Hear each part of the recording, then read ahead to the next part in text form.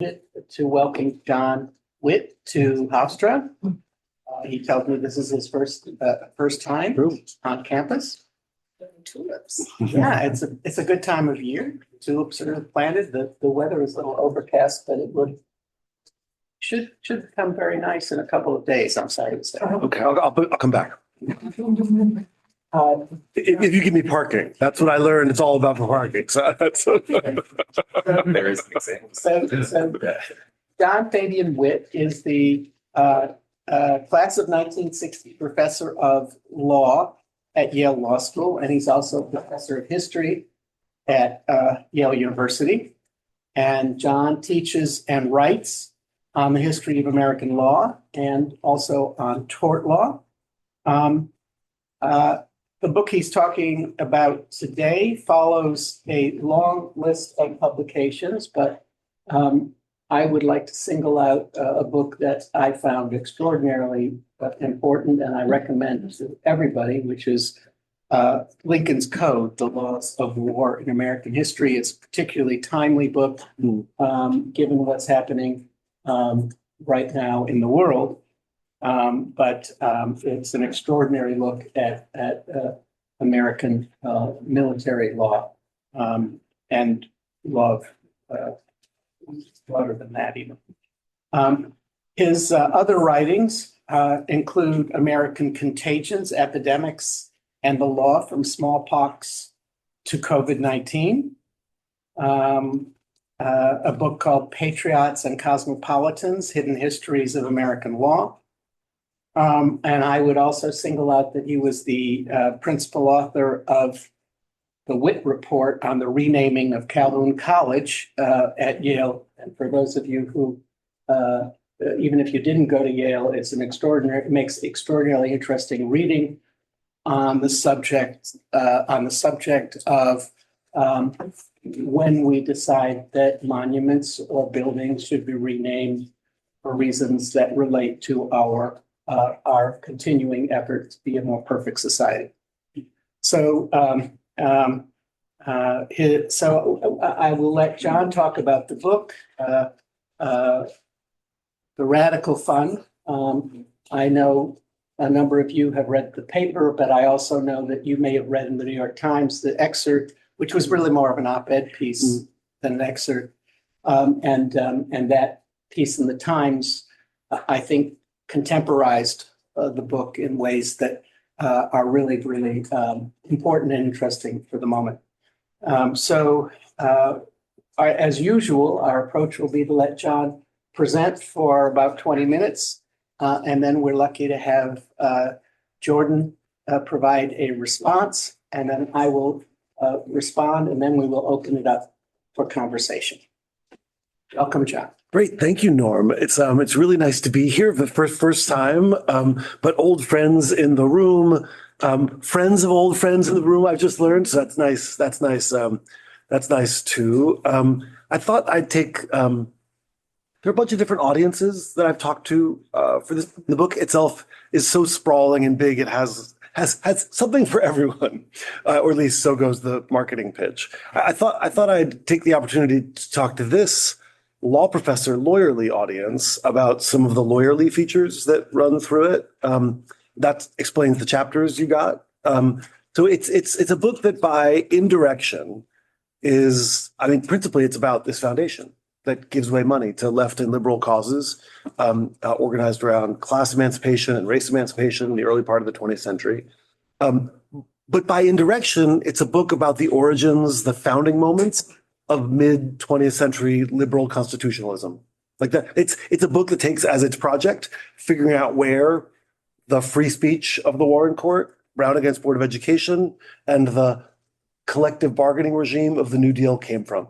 And it argues that they come from a common space of interconnection and conversation and deliberation. So this is my favorite picture. I figured out who the two people on your left are, Flora Cohen and Floria Pinkney, going from right to left. I don't know who these other two are. If anybody can ever figure out who these other two are, I'd love to know. They're basically international ladies garment workers union organizers, and they're at a place called Brookwood Labor College, which was in the Hudson Valley from 1921 to 1937. I know Norm is an old fan of Brookwood Labor College.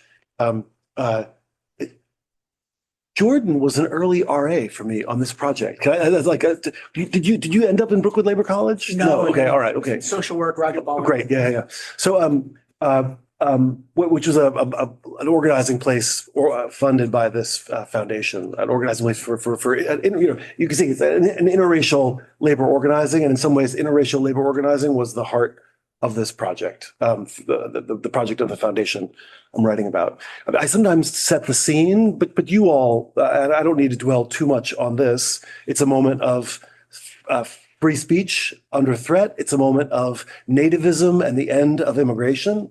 It's a moment of the criminalization of our politics. Eugene Debs runs for president from a prison cell. These are all designed to, like, flags go up, you're like, oh, this looks like our world. The end of immigration, free speech under threat, and the criminalization of politics. Surging white Christian nationalism. I'm setting the scene of what the world looks like right after World War I. Harrowing race riots in an era in which race riots are essentially white gangs engaged in pogroms against Black communities.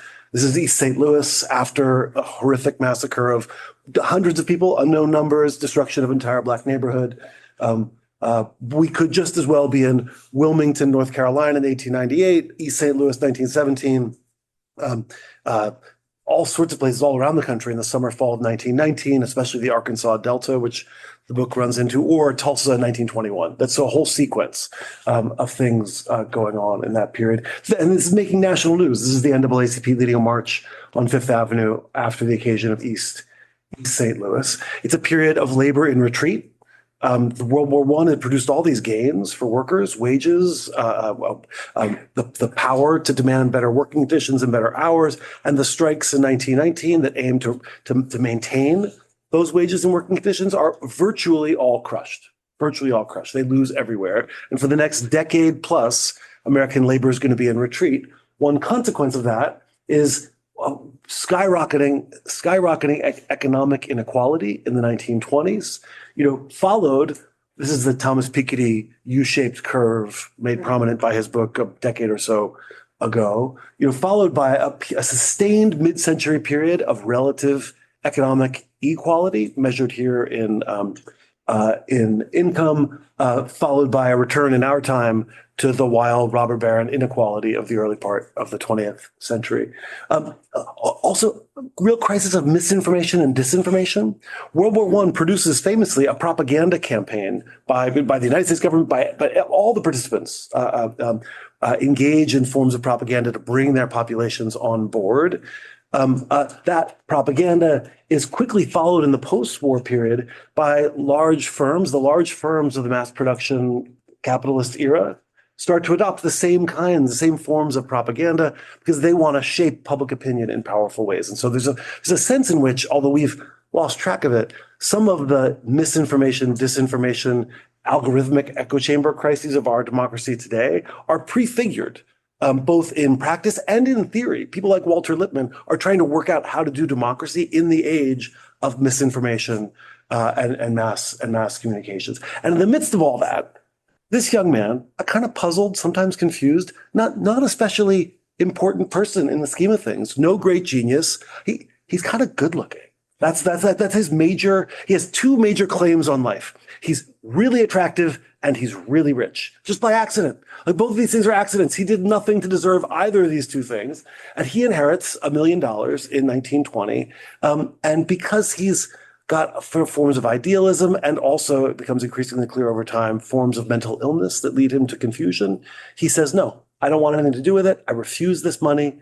And he rejects it. And this causes a news cycle we could picture from our world of constant spectacle, society page and tabloid stuff, headlines all over the country about this unusual young man who's refused this money. He's citing things like Tolstoy and the Russian Revolution, and nobody quite knows what that means, but is rich America about to lead a Russian Revolution on these shores? And so the newspapers all over the country publish about it. Front page of the New York Times, Boston Globe, Chicago, San Francisco, Los Angeles. And this guy reads about it. Upton Sinclair encounters this story. And he, together with Roger Baldwin, who's just founded the ACLU, persuade young Garland not to reject it, but instead to take the money and give it to them. And Sinclair and Baldwin will give it away. And their claim is we'll give it away to causes you would support, Tolstoy, Russian Revolution, and all that. And so this is the occasion from which my too long book follows, and my dive into the world that Baldwin really creates. I couldn't find a picture of Baldwin not in his underwear from right around this time period, but I was glad to find that one. So the world that they create, Baldwin summons as best he can the entire American left to help him give away this money.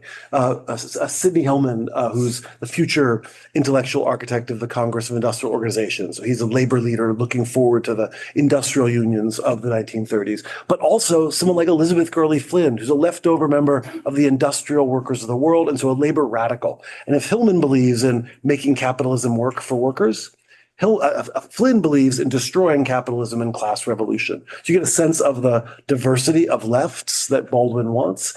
The NAACP, James Weldon Johnson, who's the first Black director of the NAACP, it's 12 years old by the time this fund is created, and Johnson's just become its first Black director. Heterodox economists, editors of The Nation and The New Republic are on and off the board throughout its 20-year period. 1922 to 1941 is the board. Norman Thomas takes over for Eugene Debs, running for president on the Socialist Party ticket. He's on this foundation its entire time. Always a member of the Communist Party, and I think we'll talk more about this, but Baldwin starts out saying only one. They managed to outfox him a little bit and secretly add more. We'll talk about that, I hope. Heterodox social democratic labor lawyers like Morris Ernst, who was in the first of the two chapters that you got to look at. And then those are all board members. Then spreading out from the board, a whole world of many of the most sophisticated and powerful figures in thinking about democracy and the labor movement and race and civil liberties in the early part of the 20th century. So John Dewey and Walter Lippmann are serving on committees, helping advise on grant applications. So too are Clarence Darrow, who does some legal work for them, and Felix Frankfurter, who's then a progressive member of the Harvard Law faculty. Figures from arts and letters, the Eastman siblings, Bohemian Greenwich Village types, Alain Locke, first Black Rhodes Scholar, philosopher at Howard University. Margaret Sanger, her free speech stuff, since disseminating birth control information is a criminal act. So she gets involved with her voluntary motherhood projects. Du Bois, Walter White, Charles Hamilton Houston, that whole generation of civil rights figures is around the table at these conversations, serving on committees and applying for grants. I should say, if there's a nonprofit tax person or a nonprofit governance person in the room, the conflicts of interest on this fund were astonishing. They're voting on grants to themselves all the time. That's like what they do. And then also a new generation of Black liberation and labor movement leaders. So Pauli Murray is in the top right, and now a Yale figure. But Pauli Murray, A. Philip Randolph, and Thurgood Marshall all find their way into benefiting from grants made by the fund in one way or another. I don't want to talk for too long. This is their motto that's organized their thinking. You can see in this their future orientation. I mean, they are. One could spend some time thinking about their relationship to progressivism. If progressivism is a reform movement of elites, let's call it 1900 to World War I.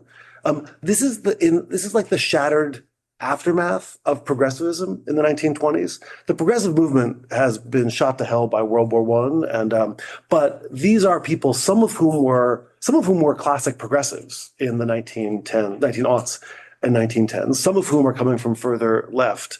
But they retain something of progressivism's idea that the world can be made better by transformation. They're no longer convinced that what they would, by the 1920s, this group would call by the 1920s, top-down reform is going to be the strategy. They're thinking about alternatives to that kind of just pass a maximum hours law and everything will be okay. They're at minimum wage. They're moving past that to different things, but some of those old intuitions remain. They finance the Shame of America anti-lynching ad campaign, full-page ads across America. They defend Ossie and Sweet, black doctor in Detroit, who's tried for murder when a race riot in an effort to get him out of a white neighborhood goes awry. And Clarence Darrow, using money from the fund, represents Sweet and gets his family off. They are the money behind the Scopes Monkey case. So the point of this is that they are, and this is the Sacco and Vanzetti campaign in the 20s, the giant campaigns that cause celebs, the trials of the century of the 1920s, all have behind them this foundation in one way or another. It's figures and it's money. This means that they are the targets of Red Scare thinking. So they are in some ways in between the two Red Scares. It's not 1919 anymore. It's 1922 to 1941. And it's also not McCarthy yet. But they are a bridge. There are anti-communist red hunters all over the 1920s and 30s. And they identify this fund as the source, as the center of the network, the spider web of subversive organizations. You can see why they thought this. The red dots correspond to the people and organizations that the fund was financing. So it's like the whole left, the whole subversive left, as far as the red hunters are concerned. Let me say a word quickly about the three big projects that they are engaged in. They want to support a transformation of the information landscape.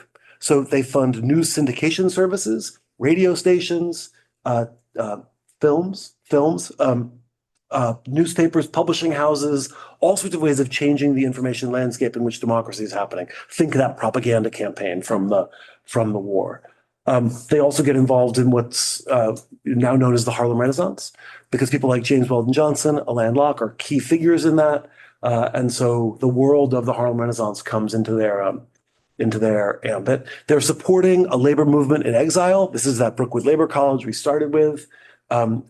Teaching labor organizers how to do union organizing in a better world, almost looking forward to a better world. The 20s is not the moment in which these people are finding any traction, but they're training them in the methods that will become useful come the breakout of the labor movement during the Depression. They do get involved in any strikes that are happening in the 20s, which aren't that many. And then second was third. So first was information, second was labor, third is, I don't want to call it civil rights yet, because civil rights is an outcome of the debates they're having as a strategy. Let's call it Black emancipation or Black liberation. Du Bois and Johnson together launched studies of Black schooling in the South, the inequality of funding of white schools and Black schools. And from that, they get to the campaign that you read about in the two chapters that I distributed. It's a campaign beginning with a grant proposal in 1929 to fund a litigation campaign against Jim Crow schools in the South. And that litigation campaign, which famously leads to Supreme Court cases starting in the late 1930s, and eventually in 1954 leads to Brown against Board of Education. So that Brown project starts in 1929 with Du Bois and Johnson saying, okay, we've just studied the school funding problem. Now let's sue the bastards and take advantage of the studies that we've got. And eventually that leads to Charles Hamilton Houston arguing cases and Thurgood Marshall's first NAACP salary starting in the mid 1930s. I think what I'd like to do with I'll talk for 5 more minutes before turning it over, because I really would love to be in conversation, and say a word about what I think these two chapters, these two interventions in the beginnings of what we now know anachronistically, of course, as the campaign to Brown, what they stand for. The first chapter is about a clash that happens in the argument at the fund over the Brown campaign. When Du Bois and Johnson and Walter White, who's by this point the head of the NAACP, the acting director. When they bring their proposal to the fund, there is a huge knockdown, drag-out battle on the fund's board about whether they should finance a litigation campaign against Jim Crow schooling in the South. And it produces two different formations, both of which I think astonishingly are forgotten in our contemporary. I mean, Brown is the most famous case in the firmament of cases. I mean, also, flawed, failed, case in crisis in all sorts of ways. But if it's the most famous case, we have forgotten the two formations that came into contact with one another, slammed into one another in its origins. One is what I want to call the social democratic vision of someone like Morris Ernst, the white labor lawyer who comes to the question of Black emancipation and civil rights and says, well, what we need to do is organize a labor movement in the United States that can organize across race. Because race, in a moment of the Great Migration, in which Black workers are moving south to north, the only way to effectively organize northern mass production industry is by being able to organize across race. Look at what happened in 1919. Strikes in steel and elsewhere smashed. Why? Because Black strikebreakers are available because the Jim Crow white unions won't let them in. And so the project for someone like Morris Ernst is to use a civil rights litigation campaign to build a world in which he could imagine a white-black cross-race labor organizing movement. Now, that's not one of the available formations in our contemporary conversation about what Brown is. Brown might be a formal rights project to establish a set of rights, which heroic perhaps, but also thin and unenforceable. But Ernst is focused on things like power, how to organize power and deliver for working class Americans, white and Black alike. So I want to call that a social democratic formation.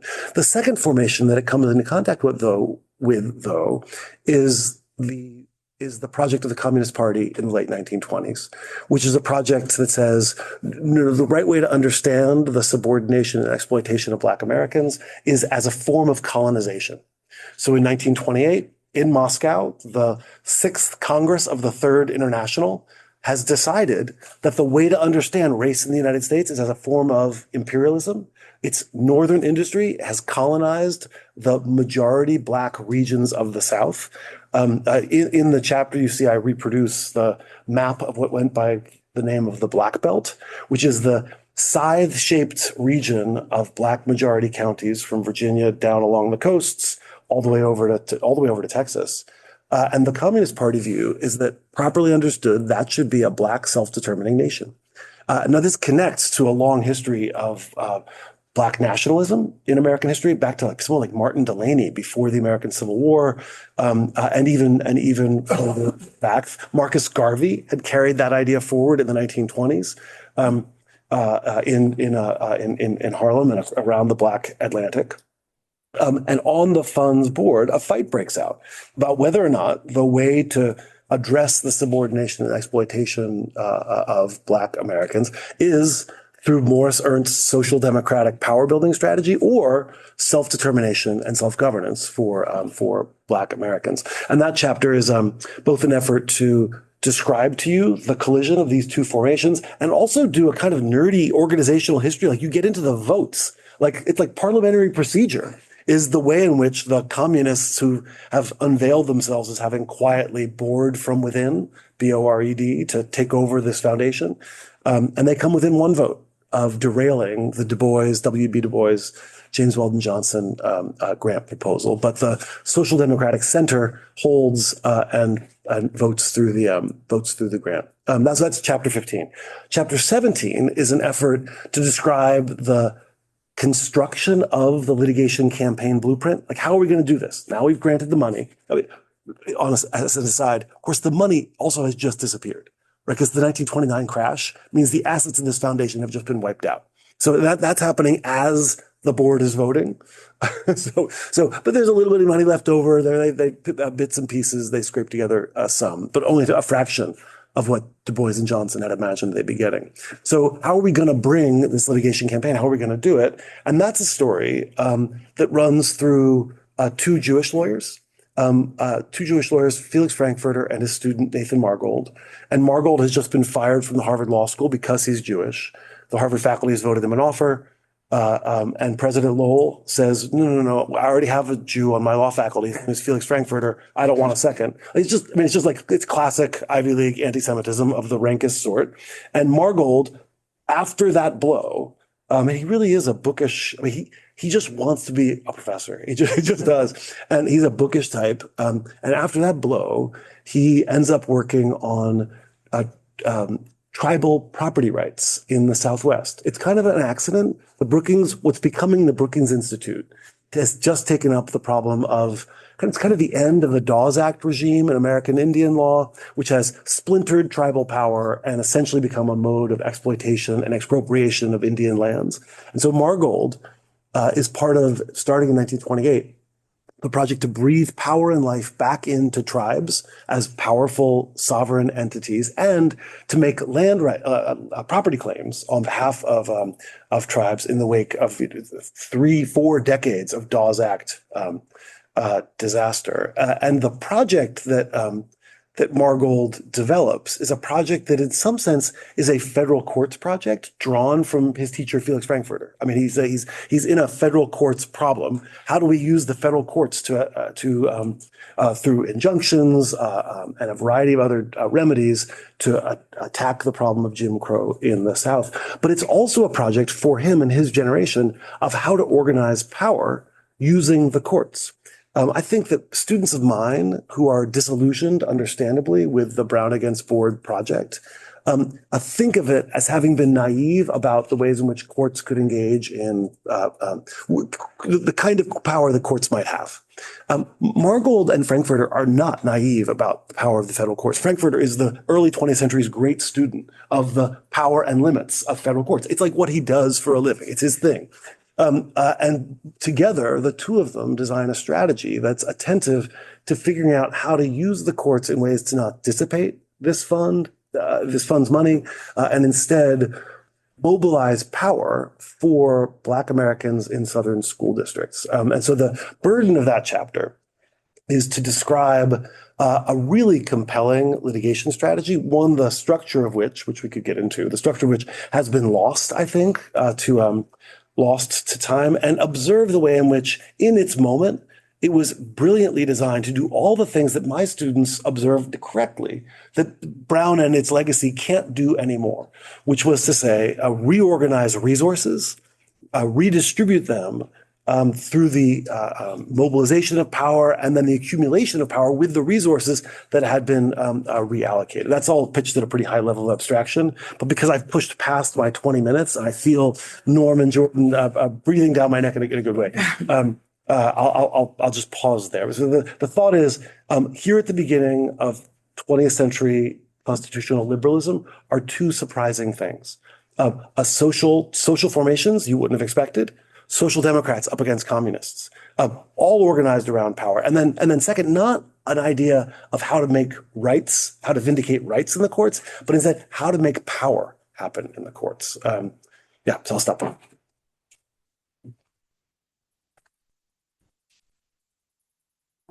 Jordan, yeah. Try and move this over.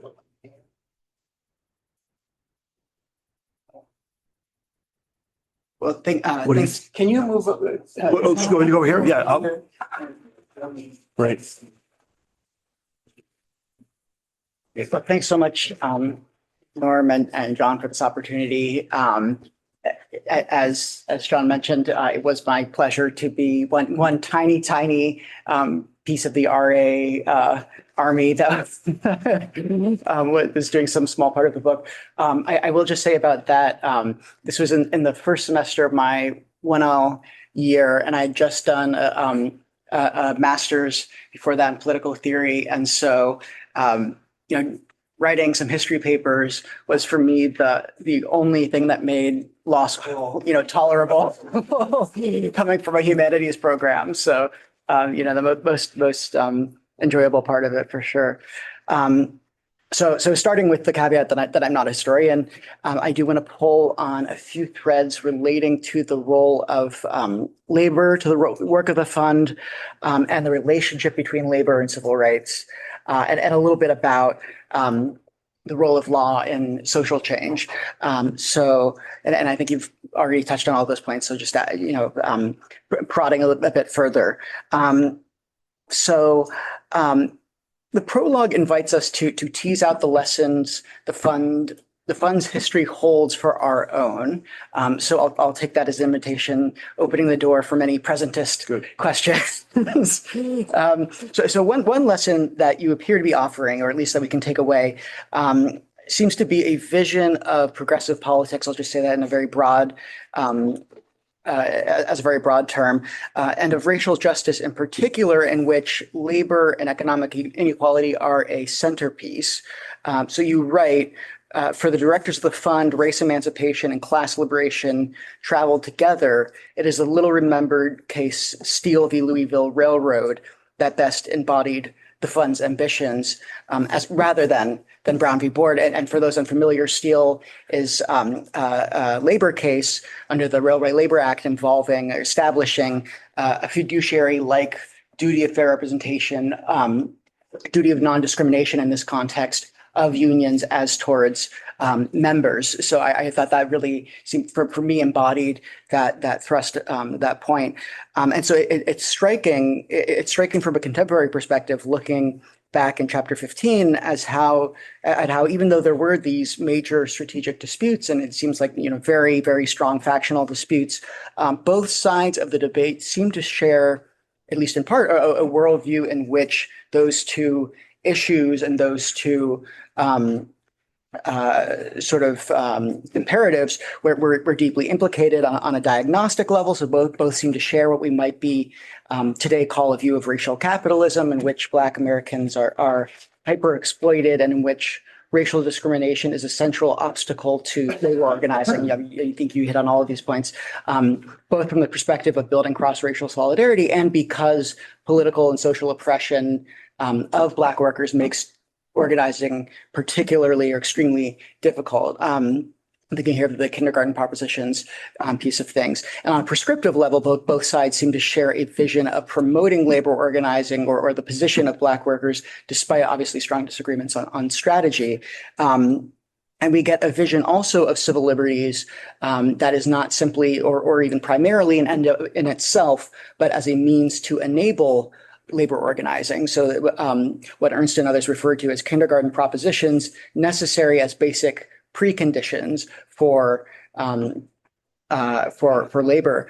And so Du Bois's draft recommendation for a desegregation campaign describes the campaign as hammering home and fixing in court decisions the fundamental rights of Black laborers. And so that last point of Black laborers, I think that really gets to John, the point in your talk about what Brown has come to represent, and I think you're offering quite a lot more that is unfamiliar to a modern conception of that. And that I think in this present moment, to pull us back for a moment, this felt to me particularly striking given the political discourse surrounding the 2015 Democratic primary, the post-election analyses of President Trump's victory in 2016 in particular, much of which focused on separating these issues of race and class and talking about lexical priority and so forth.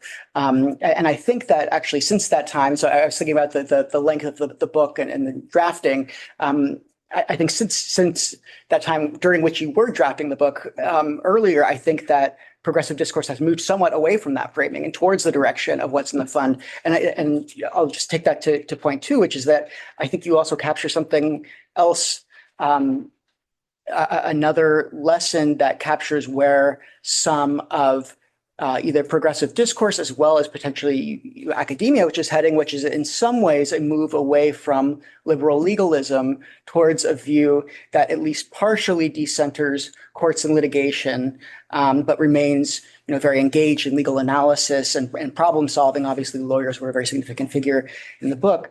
And so, I see a parallel here in terms of the hostility towards courts that were issuing labor injunctions in the 1880s to 1920s, and obviously in the present moment, disillusionment of Warren Court liberalism, given the direction of the court. And so it seems to me that there's a similar moment there. And then the last point I'd make, and then leave with a couple of questions, is, and this is maybe to challenge a bit. The question is essentially, to what extent can these lessons be extrapolated given, well, I guess the gateway question is, to what extent were the victories associated with the fund, either during its time or afterwards, dependent on the strength of organized labor, both politically and economically? And if that's the case, to what extent do those lessons obtain during a period, obviously, in which labor is at a very, very low point? I take it that in the 20s that was also a position of weakness, and so I draw some hopes from that. But I'm curious to hear your thoughts on that, as well as the lack of differences in the structure of work spatially, as well as the decline of civil society organizations like Black churches, like immigrant associations, like and racially affiliated newspapers and so forth, around which organizing could take place. So given that all of that is not in place presently, and we have a relative atomization, to what extent can these lessons be drawn to the present? Yeah, great. Fabulous. So some things to say. I mean, one thing that Jordan's really interesting observations bring out is that there's a way in which this book is another note of panic about a society that's been hollowed out, such that the kinds of ways that people came together in mid 20th century iterations of American democracy just don't seem to exist in the same way. I mean, whether it's voluntary associations, this is a Theta Skocpol like idea. She's interested in the decline of membership organizations towards advocacy organizations that don't build thick relationships among their members at scale. And so the labor union is the classic case of this, but it could just as well be Robert Putnam's bowling leagues. I mean, the point is there just aren't these spaces in the same civic way. And I guess, so in some sense, this is the story of the construction of one of the central membership organizations, the labor movement. And you can see in the work of Sidney Hillman and the fund's many labor theorists around the Brookwood Labor College and elsewhere, the building of the mass at scale labor movement, which is going to be the CIO come the 30s. But these chapters were focused on the Brown cases. There's a way in which I want to say that even the Brown litigation strategy had at its heart the idea of mass membership organizations. It was embedded. It was not hollowed out. It had a vision of a human social life that was filled with meaning. It wasn't a procedural neutral liberalism that imagined individual choosers and preference holders creating worlds in the marketplace. It instead had embedded an embeddedness to it. That's why I call it social democratic. So in some sense, the first note is, here's just another marker of the hollowing out of our world. But the second is, look, even the thing that now goes as the high water mark of legal liberalism, Brown against Board of Education, it has a social structure. Like, it has an imagined social structure. It's not it's not making the mistake that is lobbed at legal liberals, which connects to my students and maybe yours too, disillusionment with courts as a strategy for making change. And now this is kind of it's complex, right? I mean, I have some decent number of my students are thrilled about the idea of courts and social change because they're FedSoc members and they think it's awesome, and they're super excited about what Richard Ray at Harvard calls the conservative Warren Court, and they're going to do all sorts of stuff. So there's a way in which so in some sense the idea that courts can't do stuff is really just one side complaining right now because the side that has the courts doesn't think this. They're pretty psyched. So that causes me some worry about whether we're engaging in the social scientific analysis of courts as institutions, or instead just figuring out where our friends are. But go one step further than that. The courts of the 1920s are no friends to this group of people. I mean, this group of people, they have no connection to electoral politics at all. James Weldon Johnson thinks that he's a crucial member of the Republican Party when they win in 1920. He thinks that there's been enough great migration that Black America has a say in the Republican Party. And he is quickly disillusioned when the anti-lynching bill passes the House, but is filibustered in the Senate, and Republicans do not lift a finger to stop that Democratic Party filibuster, which they might have been able to do. Right? They've swept 3 branches of government in 1920. So all through the 20s and into the 30s, this group is totally out of politics, which means it has no connection to the judiciary at all. And yet they craft a strategy, which is chapter 17, in which courts are going to be crucial because they identify the places where they can intervene. So Plessy's separate against equal is no friend of theirs, but it has an entry point because separate but equal is not what's going on. That's the studies of the white schools versus the black schools that they launched with fund money in the mid-20s. And so starting there as an entering wedge, they set out to use the courts strategically and savvily without any kind of naivete. They have no illusions that the courts are their friends, but they set out to. In a way, it's like right-wing litigation tanks around 1970. Right, because that's Pacific Legal Foundation, Mountain States, James Watt, the whole world of right-wing litigation projects with funding from philanthropy, right-wing philanthropy, attacks the New Deal with the New Deal's judges starting in the 1970s. So in some ways it's parallel. So I'm inclined to think that my colleagues who think that we should just abolish the courts, like blow them up, are like, there's only 3 branches. I don't know why you'd like say one of the 3 is like anathema. I think you'd want to figure out ways you can manage them.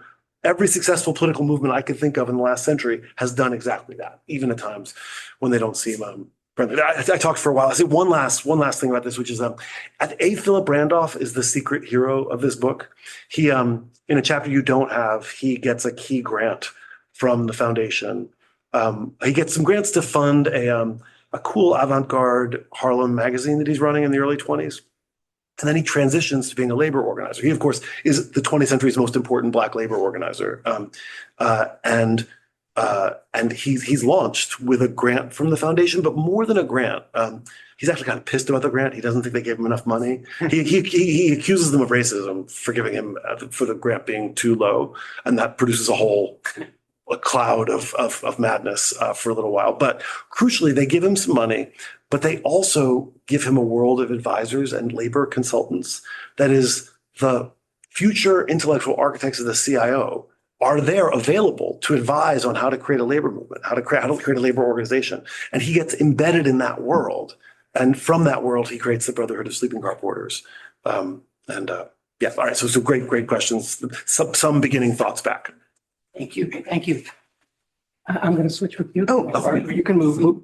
Great. Every time I try and mess with the camera, I get in trouble. Oh, okay, good. Yeah. I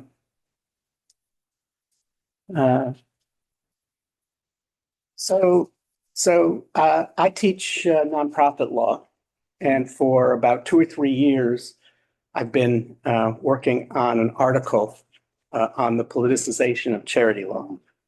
And so far, it's been rejected at every journal I've sent it to, which tells me something. But I want to pick one thread from each of your chapters and ask you to reflect on that thread. The first thread is about the historical line that the nonprofit trust form draws between acceptable mission-oriented advocacy on one hand and political advocacy on the other.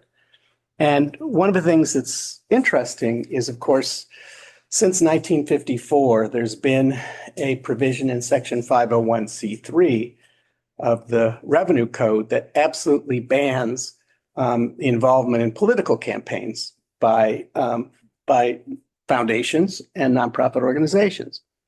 But of course, prior to that time, there was no such ban. And yet, as you point out in the prologue, the organization had a kind of instinctive or some kind of understanding that getting involved in political campaigns was fundamentally different from getting involved in the other things that it did in the way that it did them. So if you look at this historically, beginning in the 20th century, foundations funded lots of studies, and of course, your fund is just one fund. I mean, there were much bigger funds, as you say, and they funded studies that were trying to illuminate social and economic problems and solutions, and by doing that, to generate public pressure to adopt legislative change. So there was kind of model that they had. And I haven't done the research, and I think it would be very interesting to sort of think about how that intuitive model that existed from the time in which the tax code in 1913 first sort of established the charitable tax exemption.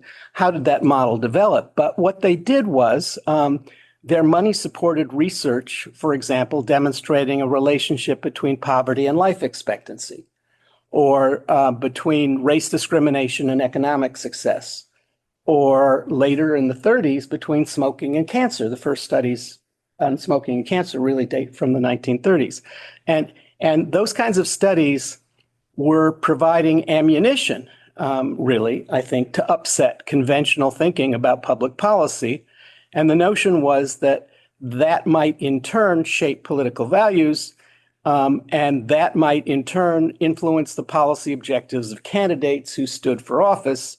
And in this way, sort of the notion is that foundation-funded research long has helped to shape the political landscape without direct interference in election outcomes or igniting politically charged ideological conflict. Now, at some point, it became obvious that that's a very blurred line, that there's not a direct, there's no bright line in this matter. And when Lyndon Johnson first proposed the establishment of the rule that in 501c3, it was as a result of private foundations that became expressly involved in his campaign for Congress in Texas. So that sort of led to sort of this realization that there would have to be some bright line. So I guess, so the first thread that I sort of want to explore, is sort of what was this foundation about? How did they intuitively understand that there was a kind of a red line, something that they shouldn't do? Now, flash forward to Leonard Leo, and exactly what you're saying. Flash forward to the 1970s and the creation of the Heritage Fund, when after the Tax Reform Act of 1969 comes along, there's a sort of educational process involved. And as a result of what happened in the 1960s, conservative groups understand that the law and that line is kind of soft law. It's not hard law. And they start pushing that line. And even after the 1969 tax law, they begin to sort of realize that they can exploit that. And you see this explosion in the 1970s that you just made reference to. So that's sort of the first aspect that I sort of value your reflections about. With respect to the second chapter, chapter 15, which is titled Millennia Don't Just Happen. So here, what I think is really interesting here is about this conflict that you're describing between communists and socialists is really about a question about direct action as compared to using the law and the instrumentalities of the law. So on one hand, you have sort of group that says we'll bring down the social order, we'll funnel from the bottom up. And on the other hand, we have a group that says, no, change can come from the top down. It can come from the legal order down. And indeed, when I wrote my book about Phil Ellman and Brown. Michael Klarman wrote a different book, which had a very different competing explanation for Brown. My understanding was a very inner understanding, which was that change came because they got a majority of 5 people on the court. And the question was, how do you build a majority of 5 people? Michael Klarman said, no. Brown was inevitable. It would have happened. Brown would have happened. Maybe it would have happened 10 years later. But Brown would have happened even if Frankfurter hadn't maneuvered the court in his way. So in my way of thinking, there's a reflection, but the conflict that you're talking about between the communists and the socialists is really a reflection of that kind of conflict. And I think one of the things that really bothered a lot of progressives about Donald Trump's effort to intervene in the Mondani campaign was that he kept calling Mondani a communist, right? He kept saying reporters, in fact, Fox News really echoed that. And Mondani would say, I'm a democratic socialist, I'm not a communist. And Mondani would, and notwithstanding that, there's an awful lot of people who sort of didn't draw that distinction between what was, and I think one of the things in your book that's so incredibly important is to see this conflict as a really fundamental conflict, not just a question of nomenclature and what you call somebody and what you don't.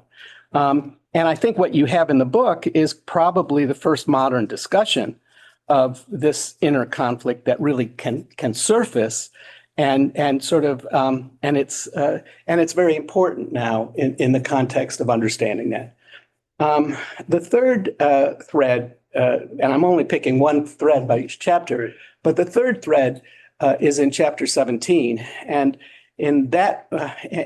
And that's sort of, I guess, a shorthand way of asking about it is whether we should be really reconsidering the place of Felix Frankfurter in our pantheon of justices. Frankfurter was a very difficult person, had a lot of personal problems.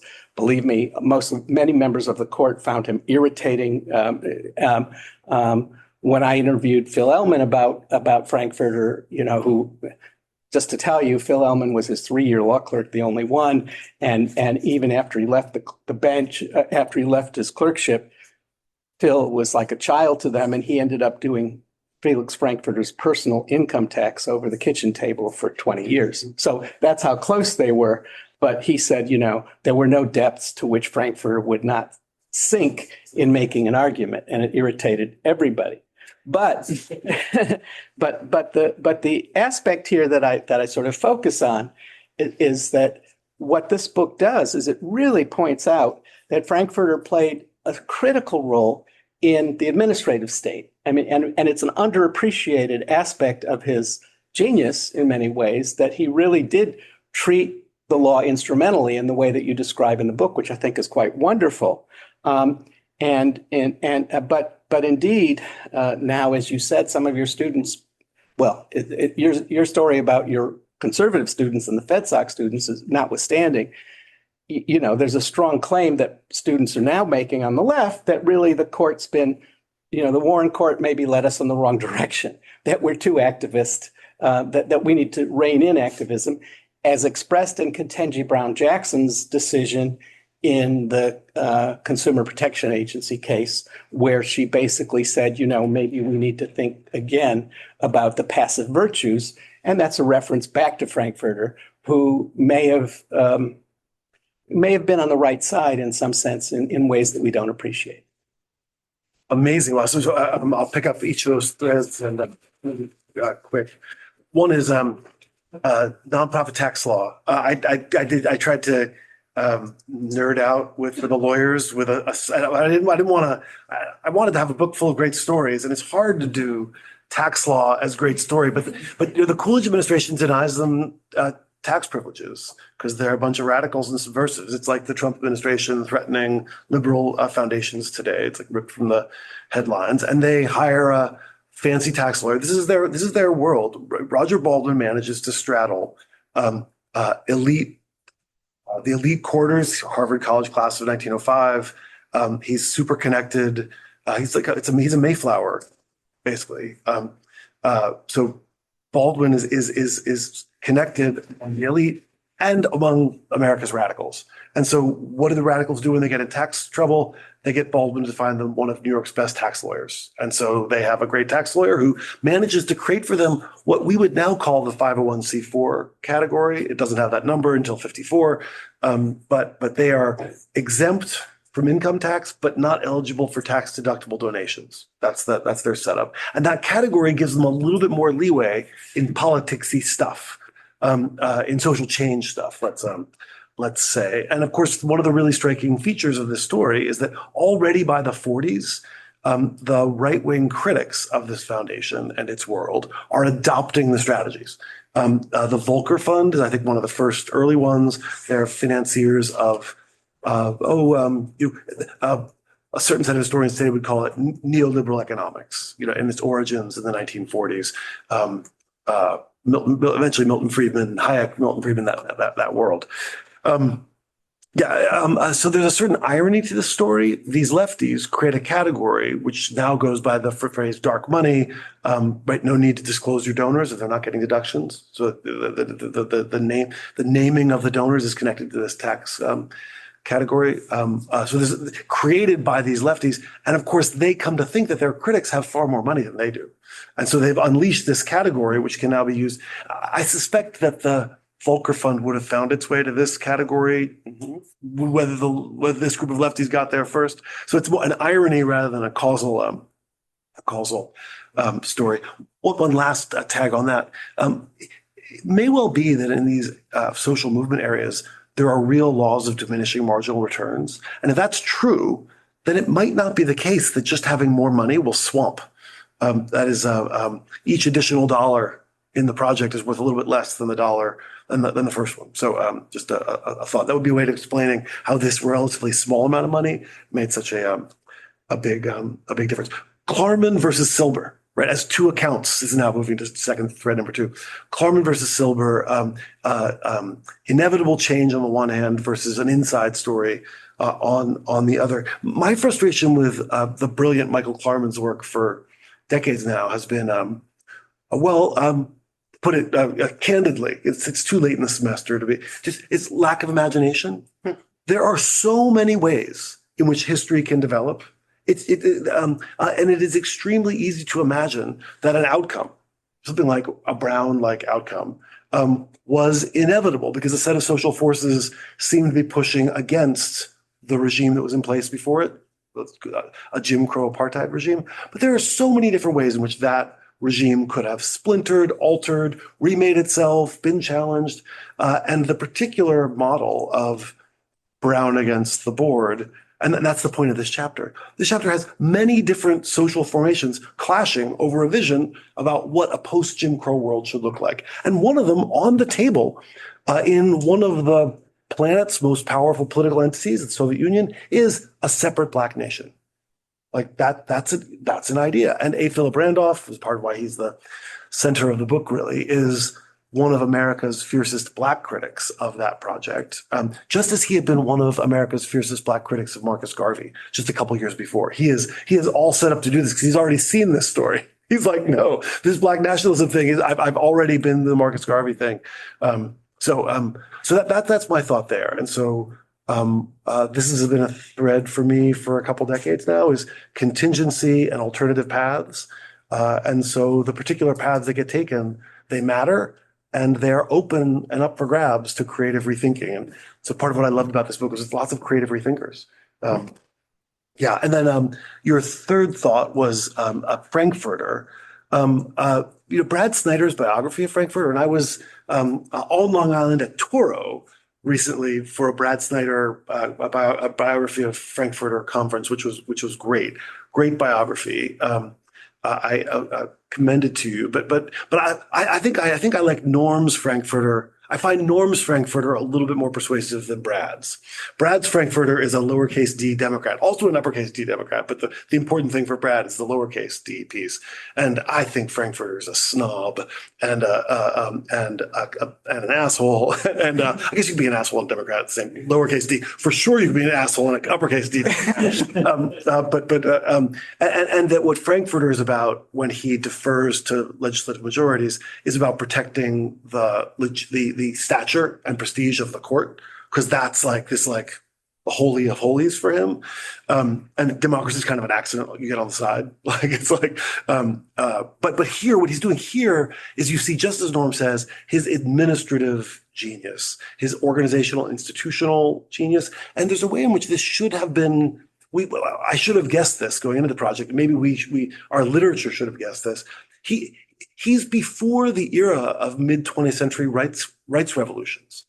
He's formed in a world of socialists and social democratic thought, and he does not come to things in rights terms. He comes in organizational terms, administrative terms, and power terms. Those are the relevant categories for remaking the world in the early part of the 20th century. So it's no coincidence that when he and his students come to this problem, they have a particular vision. Yeah, more could be said. I almost dove into a rabbit hole about Frankfurter and Zionism and its connection to this.